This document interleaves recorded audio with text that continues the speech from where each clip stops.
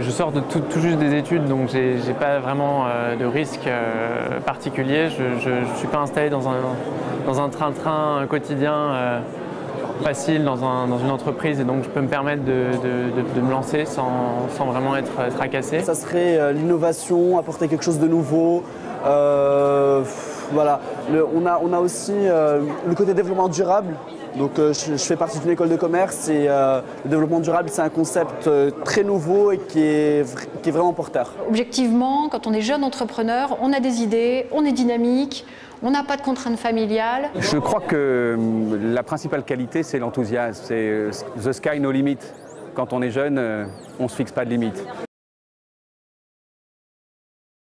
Les investisseurs ne croient pas forcément à mon projet, et vu que je n'ai pas d'expérience, le banquier ne croit pas forcément, donc c'est plutôt un problème d'argent. Le principal point sur lequel ils doivent progresser, c'est la capacité à faire qu'au-delà de cette passion, il faut travailler de manière méthodologique, il faut travailler avec un certain nombre de process, il faut travailler avec des réseaux.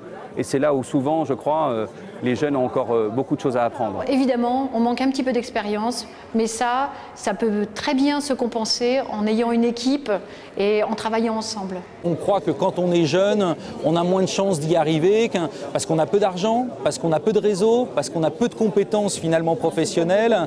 Mais tout ça, ce sont des considérations d'ordre psychologique qu'il faut transformer en atout, parce que le jeune ose aussi, peut-être plus que quelqu'un qui a 40, 50 ans.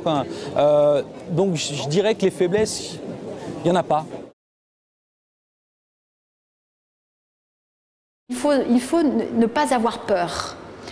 Pour ne pas avoir peur, eh bien, il faut se faire entourer, il faut se faire encadrer. Il y a plein de gens qui peuvent aider.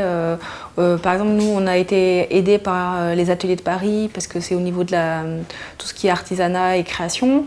Par petits poussets, faire des concours. Quand on a mon âge, tout ce qu'on fait, on le fait pour la première fois, donc on fait beaucoup d'erreurs.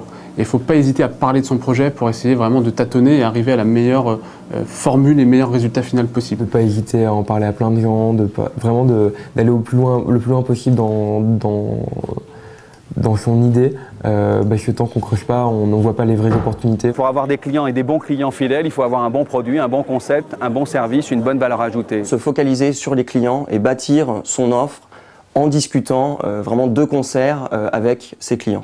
Il faut avoir l'ambition de croître. L'entreprise, ce n'est pas une cellule familiale, c'est quelque chose qui doit grossir.